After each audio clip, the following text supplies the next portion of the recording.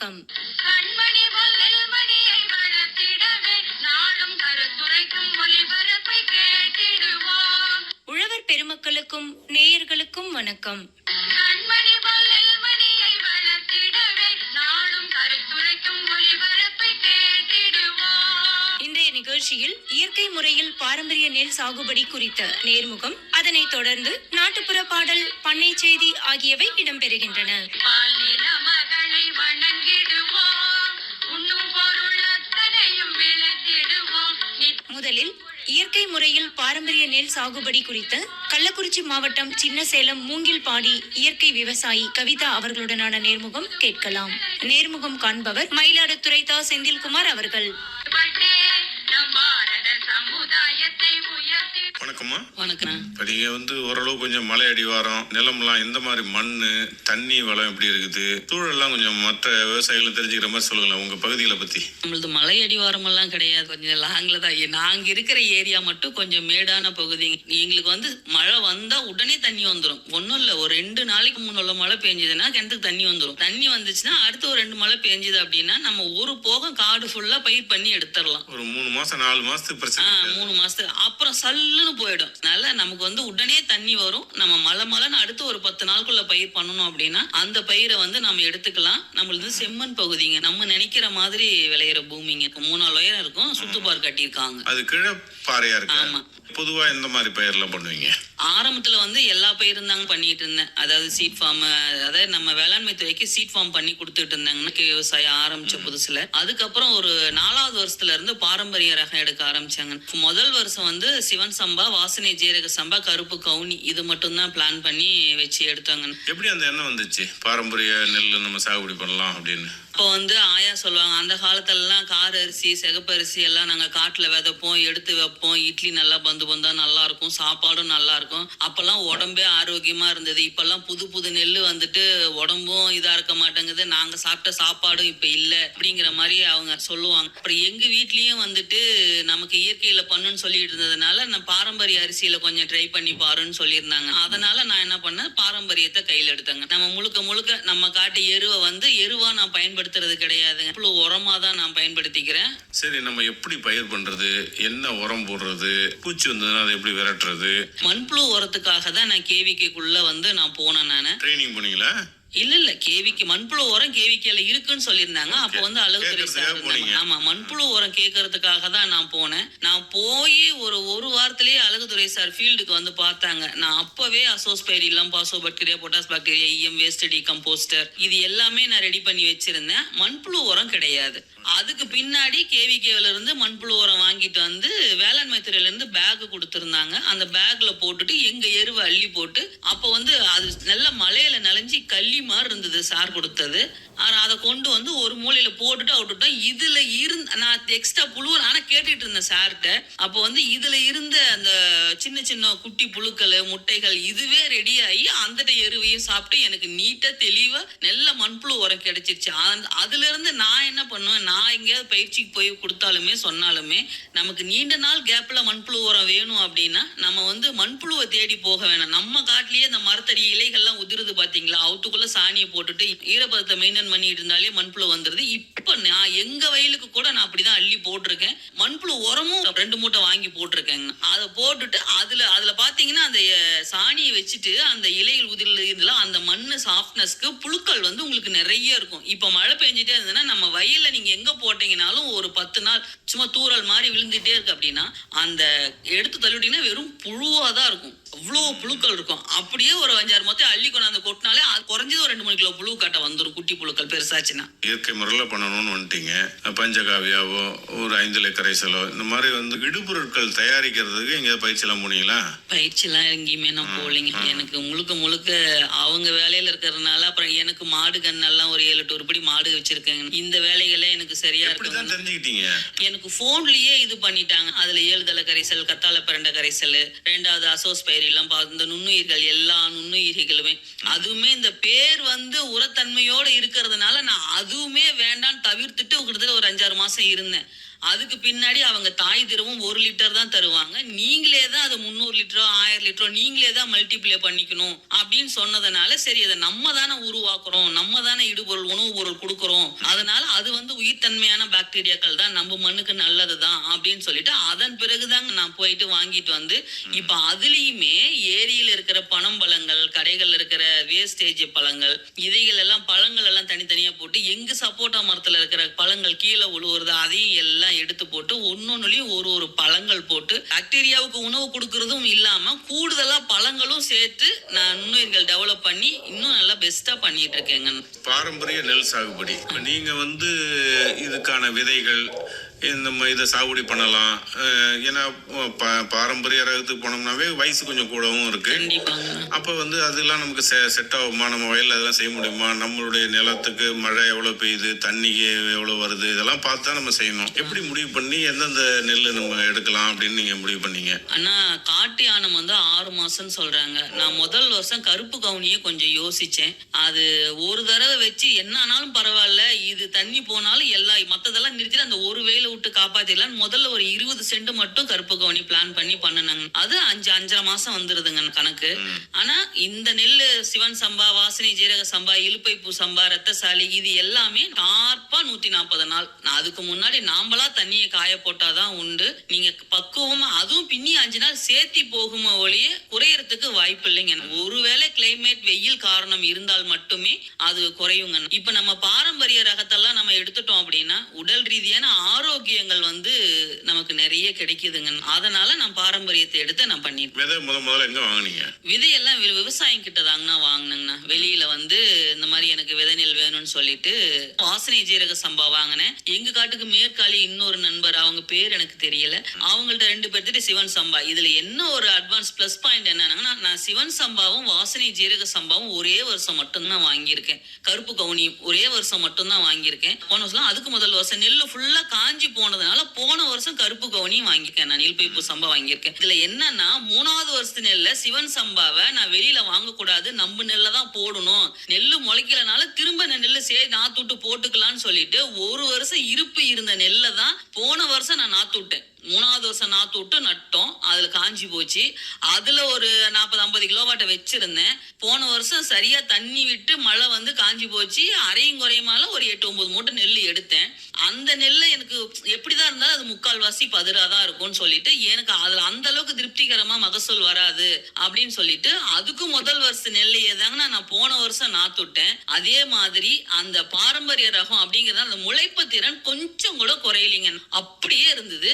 நான் எப்பவும் எவ்வளவு நெல்லு நாத்து விடுவனோ சேம் அதே அளவு தான் நான் நாத்து விட்டேன். எனக்கு பயிரும் திருப்திகரமா இருந்தது, மகசூலும் திருப்திகரமா இருந்ததுங்க. எந்த ஒரு வருஷம் கேப் பழைய நெல்லுன்ற பாகுபாடுக்கு வழியே இல்லாம சிறப்பா இருந்ததுங்க. சரி, இப்ப நம்ம பாரம்பரிய நெல் சாகுபடிக்கு நிலம் தயார் பண்ணும் போது நம்ம அடி உரமா நீங்க என்ன போடுறீங்க? ஏன்னா நிச்சயமா தொழு உரம்லாம் நிறைய தான் போட்டாகணும். எனக்கு அதுல நிலத்தை தயார் பண்றது முதல்ல சொல்லுங்க. இப்ப நம்ம நிலத்துக்கு உரம் அதிகம் போடணும் அப்படின்றத விட நம்ம இயற்கை முறையில பண்ணிட்டோம்னா, இப்ப நம்ம உடம்புல எப்படி ஒரு செல் எடுத்து கட் பண்ணா அடுத்தடுத்த கோடிக்கணக்கான, அதே மாதிரி மண்ணும் கோடிக்கணக்கான நுண்ணுயிர்களின் கலவை தாங்க மண்ணுமே. இப்ப ஒண்ணும் இல்ல, நீங்க நம்ம காட்டுல வந்து நடந்து பாருங்க, அப்படியே பஞ்சு மேல நடக்கிற மாதிரிதான் இருக்கும். ஒரு 4 வருஷத்துக்கு முன்னாடி நான் நேரடி விதைப்பு கொடுத்துட்டேன்.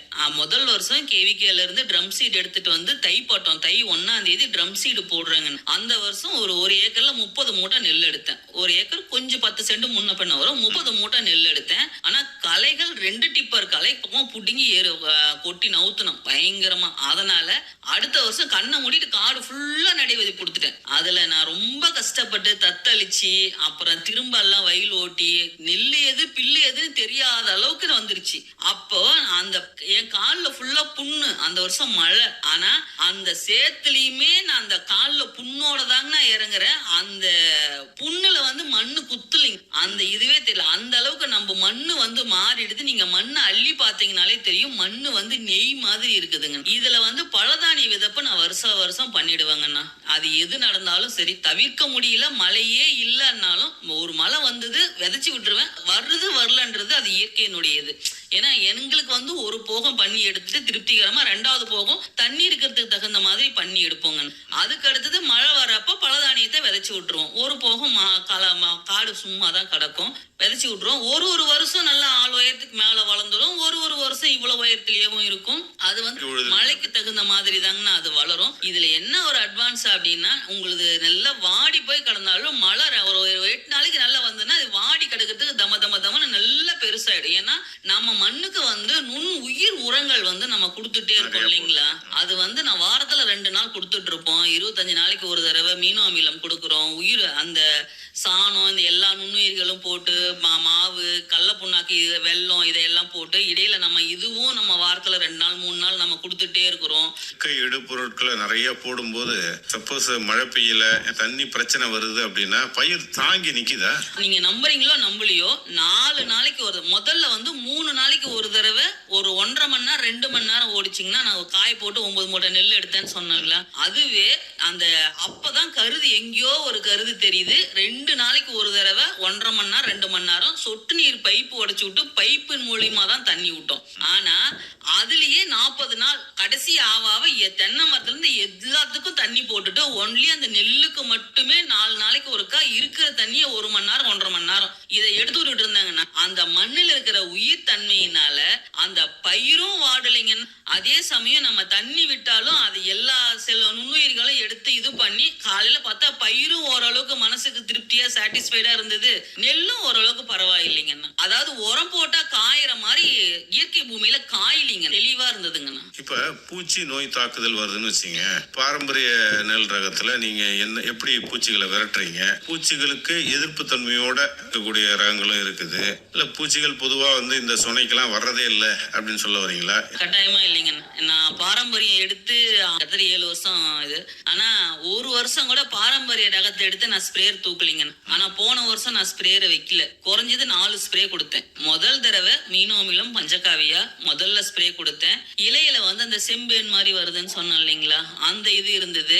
இந்த வருஷம் நெல் என்ன பண்ண போறோமோ தெரியல, ஆனா போச்சின்னு தான் நினைச்சேன். அந்த அளவுக்கு பயிர் வந்து அங்கங்க உட்கார்ந்துருச்சு. அந்த இலையில செம்பேன் இருந்தது. வேப்பண்ண பூங்கண்ண காம்பினேஷன் ஒரு தடவை கொடுத்தேன், குப்புன்னு தெளிஞ்சது. திரும்ப பஞ்சகாவியா கொடுத்தேன், அதுல இருந்து அடுத்த கட்டத்துக்கு தெளிஞ்சது. திரும்பவும் மீனோ அமிலத்தை கீழே விட்டுட்டு திரும்ப அடுத்த 8வது நாள் திரும்பவும் மீனோ அமிலமும் பஞ்சகாவியாவும் ஸ்ப்ரே கொடுத்தாங்க, பயிர் தெளிஞ்சுக்கிச்சிங்க. இதை தாண்டி நான் வேற எதுவுமே நான் பண்ண கிடையாது. போன வருஷம் யானை கொம்புனும் வந்துருச்சு. அதுக்குமே கூடுதலா வந்துட்டு பசும்பு தூள் ஆட் பண்ணி மண்புழு உரத்து கலவையோட நம்ம கலந்து விசிறி விட்டுட்டோங்கன்னா அதுவுமே கண்ட்ரோலுக்கு கொண்டுட்டு வந்துட்டோம். பயிர் நம்மளுடைய மண்ணுல வந்து ஏற்கனவே சத்துக்கள் இருக்கிறதுனால இப்ப யூஸ்வலா சொல்றாங்க இல்லையா, அந்த குழந்தை பாரு ஆரோக்கியமா இருக்கு, உடம்பு நோய் நல்ல உணவு சாப்பிடுது, உடம்பு நோய் எதிர்ப்பு சக்தியோட இருக்குது, இந்த குழந்தைக்கு சரியான சாப்பாடு. அந்த மாதிரி நம்ம மண்ணுல வந்து அந்த பயிருக்கு தேவையான அனைத்து விதமான சத்துக்களும் இருக்கிறதுனால பயிர் வந்து நிறைய நோயை தன்னைத்தானே அது சரி பண்ணிக்குதுங்க. இந்த செம்பேன் இதுக்கெல்லாம் கெமிக்கல் முறையில பண்றவங்களுக்கு கட்டாயமா கண்ட்ரோல் வராது. ஆனா என்னது வந்து ஃபுல் அண்ட் ஃபுல் கண்ட்ரோல் வந்து சூப்பரா இது நிறைவான மகசூலை எடுத்துட்டாங்க. நான் போன வருஷமுமே அத்தனைக்கும் சிவன் கருப்பு கவுனி அதே சேம் 20 சென்ட் தான், கிட்டத்தட்ட 8.5 மூட்டை எடுத்திருக்கேன். சிவன் சம்பாவும் இப்ப 55 மூட்டை இன்னொரு 15 அப்புறம் வேவிக்கணும், இன்னும் வேக்காடு போடாம இருக்கு. ஏற்கனவே 55 மூட்டை வேக்காடு போட்ட 3.5 ஏக்கர் தாங்க நடவு போட்டிருந்தேன். 3.25 ஏக்கர் வரும் சிவன் சம்பா. வாசனை ஜீரக சம்பாவும் சேம் 10 மூட்டை வந்துருச்சுங்க. இந்த வெயில் மகசூல்லாம் எந்த வயல்லையுமே. ஆனா பயிர் இதுவே ஆரம்பத்திலேயே இதை நான் முன்னாடியே நடவு போட்ட ஒரு 8 to 10 நாள்ல வேப்பண்ண பூங்கண்ண வருதா வரலையே லைட்டா தெரிஞ்சதையும் நான் காமிச்சிருந்தேன் அப்படின்னா எனக்கு போன வருஷம் இன்னும் மகசூல் கூடுதலா தாங்க இருக்கும். களையை கட்டுப்படுத்துறதுல இயற்கை முறையில நீங்க என்னென்ன களை எடுக்கிறத தவிர வேற வழியே கிடையாது. கை களை தான் வரப்பே 2 தடவை. இப்ப முதல் தடவை களை எடுக்கிறேன்னா சிறும்பில்லா இருக்கும். அப்ப என்ன பண்ணுவோம், சிறும்பில்ல கையில புடுங்க முடியாதுன்னு நாங்க வயலுக்குள்ள இருந்து மண்ணை அள்ளி வச்சு திரும்ப ஒரு தடவை வரப்பு கட்டுற மாதிரியே காடு ஃபுல்லா கொண்டு வந்துருவோம். 2வது களை எடுக்கும் போது சைட்ல இருக்கிற பில்லை புடுங்கி விட்டு மேல ஒரு ஆளுக்கும் ஒரு கொத்து தலைமாட்டில் இருக்கும். அப்படியே வரப்பும் ஃபுல்லா களையும் எடுப்போம், வரப்பையும் கிளீன் பண்ணிக்குவோம். அப்படிதாங்க. நான் அதுக்கு வேற வழி மாற்று வழிலாம் கிடையாது. இந்த தடவை வரப்புக்கு மட்டும் பாலித்தீன் சீட் போடலான் இருக்கேங்க. சுற்றி நடக்காத வரப்புகள்லாம் பாலித்தீன் சீட் போட்டுடலாம். இடையில நடக்கிற வரப்புக்கு அந்த ப்ரௌன் கலர் சீட், அந்த கருப்பு கலர் சீட் ஒன்று இருக்கு, அது போட்டோம்னா ஒரு 20 நாள்ல களைகள் இறந்துருதுன்னு சொல்லியிருக்காங்க. அப்புறம் அது ஒரு 2 வரப்புக்கு வாங்கிக்கிட்டோம் அப்படின்னா அப்படியே ஒரு 15 நாளைக்கு ஒரு தடவை மாத்தி மாத்தி இடத்த போட்டோம்னா அந்த களைகள் இறந்துருச்சுன்னா, ஏன்னா சூரிய ஒளி பட்டுதுனா தான் அது சிறப்பா நல்ல ஒளிச்சேர்க்கை நடைபெற்று பயிர் தலைச்சி சூப்பரா வரும். அதுவே நம்ம இந்த சீட்டை போடும் பொழுது அதுல இருக்கிற ஹீட்டு இல்ல உள்ள புழுக்கம் ஆட்டோமேட்டிக்கா அது களைகள் இறந்துருது. இந்த தடவை ஒரு பிட்டு வாங்கிட்டேன், ஒரு 15 மீட்டர் வாங்கிட்டேன், இன்னொரு 20-25 மீட்டர் வாங்கிட்டு ஒரு வரப்புக்கு போட்டுட்டோம்னா இறந்து போன மில்லு முளைக்கிறதுக்கு திரும்பவும் 1 மாசம் ஆயிடும். அதான் திரும்ப தேக்கந்தேறி முளைப்பு வந்து வெளியே வரதுக்குள்ள அடுத்த 2 வரப்பு முடிச்சுட்டு திரும்ப இங்க கொண்டு வந்துடலாம். அந்த பிளானிங்ல தாங்க இந்த வருஷம் இருக்குண்ணா. இப்ப இயற்கையிலேயே நமக்கு எதிரிகள்லாம் இருக்குது, எலி இருக்குது, கண்ட்ரோல் பண்றதுக்கு நீங்க என்னென்னலாம் இதுல எனக்கு ஒரு உண்மையிலேயே சந்தோஷப்பட வேண்டிய விஷயம் என்ன அப்படின்னா, நான் இயற்கையில தான் பண்றேன். என் காட்டுல எலி இருக்கு, பாம்பும் இருக்கு, பூச்சி, இது அந்த வருதா மயில் ஏரியில இருந்து வருது. ஆனா நம்ம காட்டுக்கு வரங்காட்டி அங்க 2-3 காட்டு இருக்கிறதுனால அதை பார்த்துட்டு போயிடுதுங்க. ஆனா வந்து இதுவரையிலும் எங்க வயல்ல எந்த ஒரு நெல்லையுமே வந்து எலி கடிக்கலிங்க. எலி பாரு இருக்கும், தண்ணி போவும், அடைப்பேன். ஆனா ஒரு தூர் கூட வெட்டி கீழே இல்ல. நான் 25 நாளைக்கு ஒரு தடவை மீனோ அமிலம் வந்து நான் கீழே விடுறேங்க. ஸ்மெல் அதுக்கு பிடிக்கலையா, அது என்ன ரீசன் எனக்கு தெரியலைங்க. கள்ளக்காய்க்கு கூட என்கிட்ட நண்பர்கள் 2-3 பேருக்கு போன் பண்ணி இந்த மாதிரி கள்ளக்காட்டுல எல்லாம் எலி தொல்லையா இருக்கு என்ன பண்றதுன்னு கேட்டாங்க. நீங்க மீனோ அமிலம் விடுங்க, புதினா இலையும் பப்பாளிக்காயும் கைப்படாம கட் பண்ணி போட்டுட்டு அந்த எலி இருக்கிற தவளை போட்டுருங்க, பப்பாளிக்காயை மேல் தோலை சீவிட்டு பாக்கா கட் பண்ணி போடுங்க அப்படின்னு சொல்லி நான் சொல்லியிருந்தாங்க. அதையும் அவங்க பண்ணுனாங்க. அதை தாண்டியும் வருது, எல்லாம் இழுத்து போட்டு தள்ளுதுன்னு சொன்னாங்க. ஆனா நானே இப்போ 1.25 ஏக்கர் பக்கமா கல்ல போட்டு எடுத்தங்க. என் காட்டுல எலி தொல்லை பண்ணலிங்க. ஆனா மண்ணு பறிச்சிருக்கு, அந்த இடத்துல கூட எலி எந்த செடியுமே காய கட் பண்ணலிங்க. ஒரு தண்ணி கூட கடலைக்கு வெறும் தண்ணியா நான் விடலைங்கண்ணா. பப்பாளி காயை தோலை மேல் பக்கம் சீவிட்டு கட் பண்ணி போட சொன்னீங்கல்ல, அது எப்படி எலியை கண்ட்ரோல் பண்ணுது? பப்பாளி காய் வந்து வெள்ளை வெள்ளைன்னு இருக்கும் போது அது பார்க்கறது வந்து ஏதோ தேங்காய் இந்த மாதிரி கடிக்கும் போது அதுல இருக்கிற பால் வந்து பல்லுல படும் பொழுது அடுத்தது வேற உணவு 2-3 நாளைக்கு எடுக்க முடியாது. புதினா வாசனை வந்து எலிக்கு பிடிக்காது, அதனால இறந்துரும், ஒண்ணு எஸ்கேப் ஆயிடும். இப்ப நீங்க நடவு முறையோ அறுவடையோ இதெல்லாம் வந்து இன்றைய காலகட்டத்தில் நிறைய தொழில்நுட்பம் வந்து போச்சு. என்ன மாதிரி பண்றீங்க? ஆளை வச்சு வந்து பழைய மெத்தட்ல வந்து நடுறதுதான் பண்றீங்களா? இப்ப வந்து ட்ரே நாத்தெல்லாம் வந்து போச்சு, அந்த மாதிரி ஏதாவது பண்றீங்களா? இல்ல வந்து விதைப்ப பண்றதும் நீங்க ஆரம்பத்துல பண்ணிருக்கீங்க, அந்த மாதிரி பண்றது லாபமா இருக்கா? எனக்கு அதெல்லாம் கொஞ்சம் சொல்லுங்களேன். ஆனா ட்ரம் சீடு போட்டோம்னா ஏக்கருக்கு 8 to 10 கிலோ வேணுங்க. இப்ப நான் நாத்துன்னு விட்டு நட்டேன் அப்படின்னா ஏக்கருக்கு 3 to 4 கிலோ, அதிகபட்சம் 5 கிலோ நாத்து விட்டா 1 ஏக்கர் நடவு பண்ணிடுவாங்க. நமக்கு நெல்லும் குறையுதுங்க. நாத்து விடும் பொழுது நெல்லுக்கு நெல் மோதாம நாத்து விடணுங்க.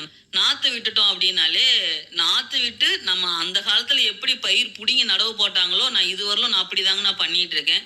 நேரடி விதைப்பும் கொடுத்துட்டு இப்ப நல்லங்காட்டுக்கு வயல் ஓட்டி மட்டம் கட்டி தான் நம்ம விதைப்பு கொடுப்போம். அப்படி விதைப்பு கொடுக்கும்போது நம்ம வயல வந்து நெல்லு முளைச்சி வெளியே வர்றதுக்கு பதப்படுத்தும் பொழுது உங்களுக்கு வயலே ஃபுல்லா சேறு இறுகிடுது.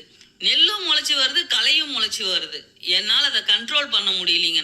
அதனால வந்து வேற வழி இல்லாம நான் நாத்து விட்டு தாங்க நான் நடவு போட்டுக்கிறது. யாராவது என்கிட்ட ட்ரம் சீடு பண்ணலாம், நீங்க இயற்கை விவசாய கெமிக்கல் விவசாயான்னு கேட்பேன். இயற்கை விவசாயத்துல பண்றீங்கன்னா அந்த 200% வேண்டான்னு சொல்லிடுவாங்க. நாத்து விட்டு நடுறதான ட்ரே முறையெல்லாம் போனா நெல்லு நிறைய வேஸ்ட் ஆகும். நமக்கு குறைஞ்ச நெல்லே போதுங்கிறப்போ அதுவுமே நெல்லு சேர்த்தி போட்டு வாங்குற காசு ஆளுக்கு கூலி கொடுத்துட போறோம். எப்படி நீங்க விற்பனையை வந்து நம்ம லாபத்தோட செய்யணும் அப்படின்னா நான் வந்து இயற்கை முறையில நான் நெல்லு என்னுடைய தோட்டத்துல எடுக்கிறேங்கன்னா முதல் வருஷமே நெல்லை எடுத்துட்டேன். நெல்லா கொடுக்க கூடாதுன்னு வேக வச்சு அடிக்கிட்டாங்கண்ணா.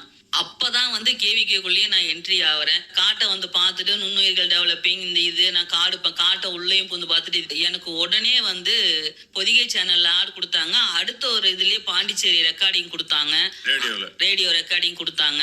பாண்டிச்சேரியில கிட்டத்தட்ட 7-8 ரெக்கார்டிங் பக்கமா வெளியே வந்துருச்சுங்க. நான் இயற்கையில பண்றது, நம்ம இயற்கை விவசாயம் பண்றவங்க என்னதான் நம்ம இயற்கையில பண்ணினாலுமே அதை வெளி உலகத்துக்கு கொண்டுட்டு வந்து வெளி மக்களுக்கு தெரிய வச்சு அது வேணும்னு நினைக்கிற மக்கள் மக்களுக்கு வெளியே கொண்டுட்டு போறது வந்து எனக்கு பொதிகை சேனலும் பாண்டிச்சேரி வானொலி நிலையம் நல்ல சப்போர்ட்டிங் இருந்ததுங்க.